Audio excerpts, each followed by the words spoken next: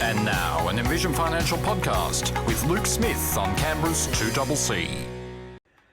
25 to 5, Luke Smith, good afternoon. Good afternoon. It's that time of the year. Today is the 31st of May, tomorrow is the 1st of June. I can feel the end of the financial year just rushing at us down the line like a locomotive. Yeah, it's coming at us like a freight train. It is. And today's really a little bit similar to a couple of weeks ago because there was such an influx of questions and queries from 2 weeks ago around should I put money into super? Yeah. That today we're going to break down the mechanics of how to work it out and then confirm how to lodge your paperwork because of the sheer volume of queries and questions that we've had from that particular show a couple of weeks back. So my biggest challenge with this whole concept is that I don't really know for sure exactly what my tax situation is going to be until after the financial year's over and all the numbers have been crunched and I go, oh, okay, I didn't get a refund or whatever the case might be. How do you figure it out before the 30th of June so you know what you need to do in order to reduce your tax liability? yeah, so at a high level for the salaried employees, you've got a pretty good idea because you can consider your PAYG income, and most people know what they earn from a gross perspective. And it gets a little bit more complicated when people then say, oh, but I've got this investment property and I've got this loss and this deduction. And that's where I think it pays significant dividends to be proactive, get in and see your accountant now-ish, and have that conversation, especially if you've got a slightly more complicated overall tax position, because you might have investment debt, you might have non-deductible debt, you might have rent from a property, you might not, you might have had expenses. Like it can get very, very complicated. And, you know, a good accountant really adds some value to both the PAYG employee situation, but also the self-employed person who has 1,000 moving parts and has money sloshing in and out of bank accounts trying to, you know, keep their head above water. And knowing roughly what you're up for can be very, very advantageous. So I'd be having that conversation if you're not sure. From a superannuation perspective, the first part, we'll break this into two bits. How do I work out what I can do this year?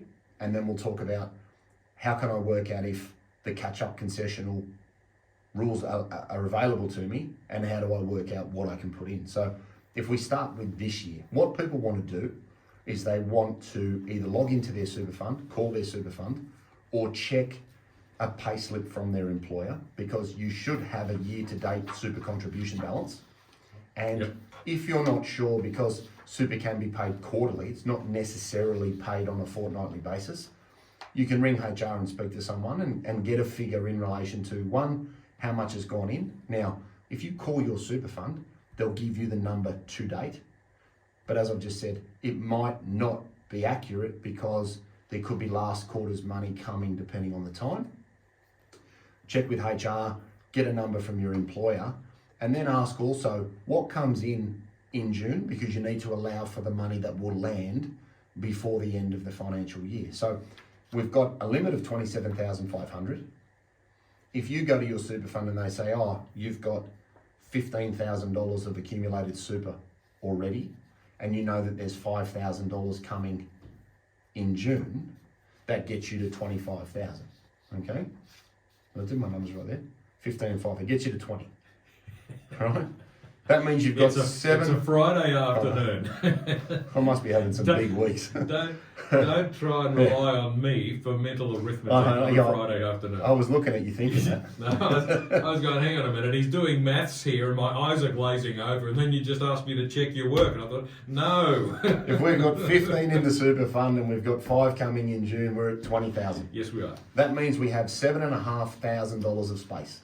Okay, now, you need to get that money in to your super fund cleared before the 28th of June, because that's Friday. Yes. You can do that yourself. One big point of clarification that we had a couple of weeks back was, but how do I get my work to put that in from my pay? To clear that up now, you don't need your employer to do that. You can have $7,500 of space. You can call your fund and say, how can I make a contribution? They'll either give you BPay details or EFT details, BSB and account number, and you can put that in. If you've got a self-managed super fund, you'll know the bank account for your super fund, And that's where you want to direct the capital that gets you to your limit of 27,500. Yeah. All right. You don't have to go to your employer and say, "Oh, please quickly salary sacrifice $10,000 of my wages for the next 2 pays." You can use money from anywhere, and as we've discussed in previous shows, pull it from an offset account, pull it from your wife's handbag, take it from your husband's wallet, pinch it from your kid's money box. Doesn't matter where you get it. The act of getting it in will be advantageous for you because you'll pay 15% tax on the contribution, provided you don't have penalty tax, but that's a different conversation. For your average person, 15% contributions tax. If you're earning $150,000 and paying 39% income tax, that difference is what you're going to save on the contribution that you put in. So it's very worthwhile to increase the refund that your accountant will be able to get for you potentially, or reduce the tax burden that is due by that additional rate of deduction. Now that's because when you make the additional contribution into your super fund, it becomes a tax deduction against your assessable income. Correct. It reduces the income that you have that you're going to be assessed for tax. Correct. Okay, but when you put money into super, they're not always tax deductible, are they? No, they're not. So once you've put your money in, you need to then lodge some paperwork, and we'll get to the paperwork side of things in a second. So 27,500. Work out what you've put in year to date, work out what's coming in June from your employer, and then if you want to reach the limit, top up the difference. Okay, that's this year's limit. We've often spoken about the catch-up concessional rules. Now, those rules are where your total super balance is less than $500,000 at 30 June 2023, not today. Yep. All right, so you could have 510,000 in super today, but you check your balance at 30 June last year and it was 480,000. The gates are open. What does that mean? That means you can go back to the 18-19 financial year and look and say, of the $25,000 limit in that year, how much did I use? I only used 20. Okay, so I have $5,000 of catch-up space. In the 19-20 year, of that $25,000 limit, and that's, I stress that, it was 25,000 in that year, not 27,500. So allow for that. You've put 20 in that year, there's another 5 of space. From 2021 onwards, we're then at 27,500. What did I have in there? Oh, I've got another 5,000 of space, another 5,000 of space, and so on, right up to 2023. Because if we max out this year's, we know we're going to reach the limit. So you might have $25,000 of accumulated space over that time. Again, we go to the offset account, we go to the handbag, we go to the shoe collection, we go wherever we go, and we add that money to the superannuation fund, and that will allow you to claim not just the money that you put in for the 2024 year, but also that 25,000 of catch up. So you could have, I had one today, or I had one yesterday in a meeting. It was 90,000 for him and 80,000 for her, and there was about $30,000 of tax savings that they could claim in the next financial year, which is extremely advantageous. Now, this is one of those things where that is great, but don't race to use all your powder at once.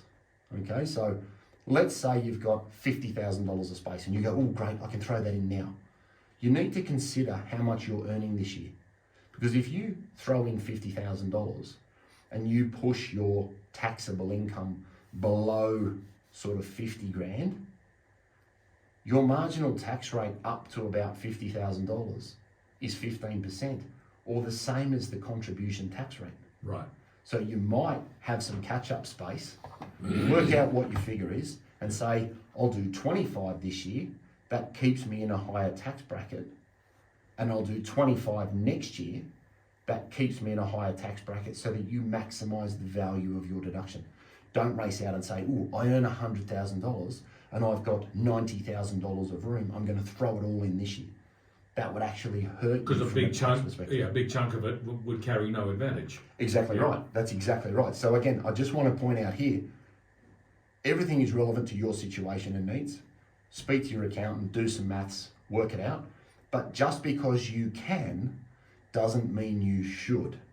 All right? The temptation is people ring up and go, oh, I'm going to throw 100 in this year, but your income's 120,000. So you're actually going to pay more tax than you need to. So you might stagger it over 2 years and get more tax benefit over those 2 timeframes. So work out what your space is, consider this year's contribution. You can add all of that amount in, and then again, money into the fund, and then it comes to our paperwork side of things. Well, this is where we come back to my question before, isn't it? When you make a contribution into your superannuation fund, it's not automatically tax deductible. Correct. It's actually tax-free unless you tell them. So all super funds will treat personal money as a non-concessional contribution. Yeah. Unless you direct them otherwise. Now, when you say tax-free, that sounds great, but it's actually not great because Correct.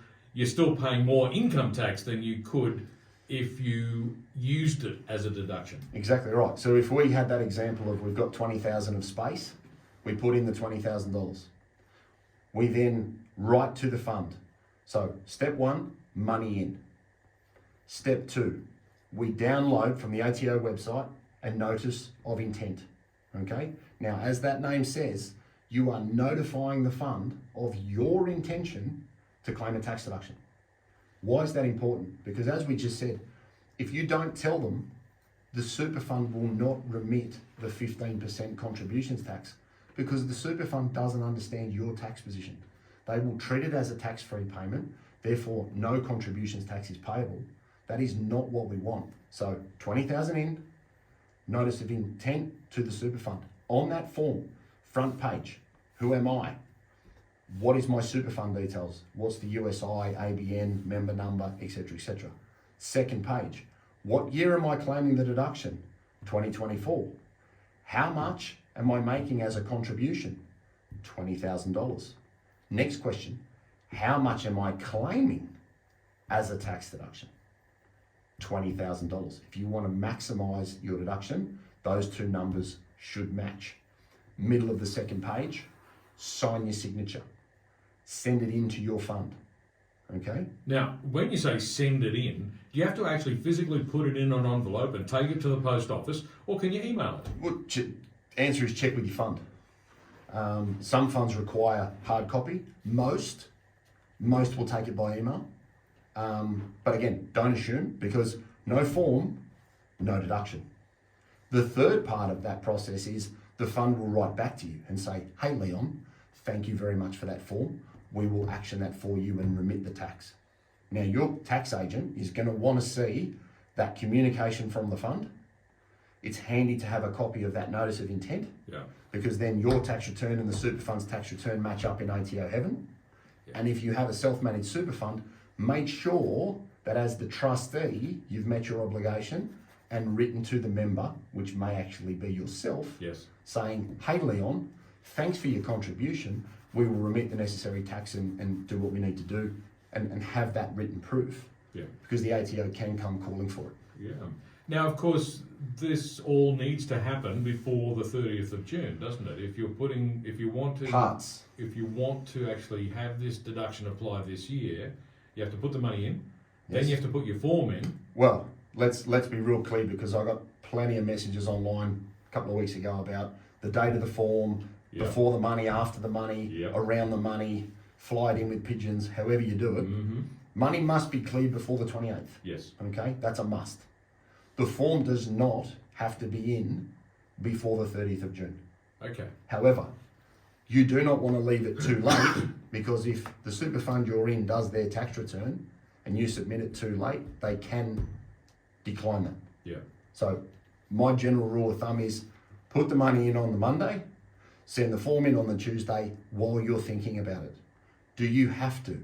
No. Do you want to get distracted, go down the coast, and then remember in November, oh, I forgot to, okay? Just do it while you're doing it, okay? You don't have to try and pick a day and just don't open the door. So money in today, form in tomorrow. Yep. And then you know you've dotted your I's and crossed your T's. And then make sure that before you do anything, i.e. take it out because you might be over 60, wait for the communication from your fund that they have processed it correctly. Okay, because if you put the money in, put the form in, and then pull that out because you've already retired and they haven't treated it correctly, again, you could miss out on the deduction. So don't be cute, be accurate, be consistent, and don't leave anything to chance. Do not leave anything to chance. Always good advice.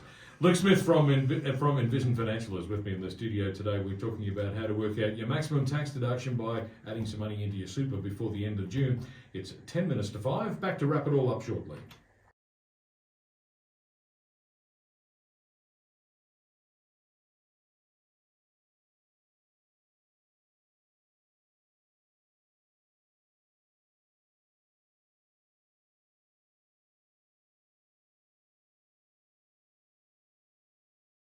Seven minutes to 5. Luke Smith from Envision Financial is with me in the studio today. We're answering the question, how do you work out the maximum tax deduction by putting additional contributions into your super before the end of June? So, Luke, it's time to ask what are the key things to remember. So one, know where your money's coming from. Okay, and I stress that because you may want to take a pension from an existing super account or a transition to retirement pension as a way to fund the contribution. And we've talked about that in previous shows. So if you're going to take money out as a pension, you need to get your paperwork in sharpish, because most industry funds will only have a couple of payment periods before the end of the month.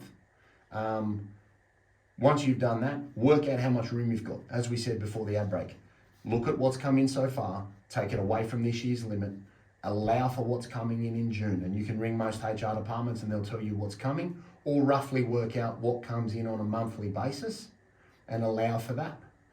Make your contribution. Lodge the notice of intent. Record the communication that comes back from the fund. Give all of that information to your tax agent in July. Get a tax deduction. Pay less tax. Pay less capital gains tax on the sale of a property. Use the catch-up concessional rules if you need to offset the sale of a big asset. So a lot of talk at the moment about finding deductions for mitigating capital gains tax from the sale of an investment property. Go back to 2018, 2019. Work through each year. Call your fund. How much has come in? Take it off the limit. Remember, the concessional limit for the 18, 19 and 19, 20 years was $25,000, not $27,500. So don't get that calculation wrong, because you may go wildly over. Work out how much room you've got. Consider your tax position. Go and see your accountant now if you're not sure, because paying for an hour of his time could save you thousands of dollars. Yeah. And avoid, oh, I wish I'd known. I wish he'd told me that. He doesn't know what you're thinking. He may not even know you've sold a property. So again, remove the assumptions and you'll guarantee a better outcome. Get your paperwork right, retain it, accountant, and then consider how much you put in. If you do have a lot of room, don't overshoot and push your taxable income too low, because you can take it below 15%, which isn't great. You might use your catch-up space over this year and next year to get a better rate of deduction at a higher tax level. So again, be strategic about using the rules. And remember, to use the catch-up rules, it's your balance being under $500,000 at 30 June 2023, not your super balance today. So again, call your fund, get a balance and check, and then get everything in well before the 28th. Money in, form in, collect the data, and you'll get a great outcome. Indeed you will. And the reason that we keep saying the 28th of June is because this year the 30th is on a Sunday. Exactly. And there'll be someone out there going, but you can put it in before the 30th. If you can get money into a bank on a weekend, good luck to you. Yeah, no, not going to happen. But again, not worth the risk. Indeed. All right, Luke, where can listeners get more information? Yeah, office number 62604749. We've got envisionfinancial.com.au. That's Envision with an E. We've got the podcast, The Strategy Stacker, Luke Talks Money on iTunes and Spotify. We've got the YouTube channel, Envision Financial Canberra, where we've got all of our shows. You've got YouTube Shorts, you've got the Strategy Stacker on the Tiki-Toker, and all of these strategies and these strategic considerations are a chapter in Smart Money Strategy, your ultimate guide to financial planning. Available in all good and bad bookstores. Available everywhere. Luke, thanks very much, and we'll catch you next Friday. See you next week. Luke Smith from Envision Financial back with us in the studio once again at the same time next Friday on 2CC.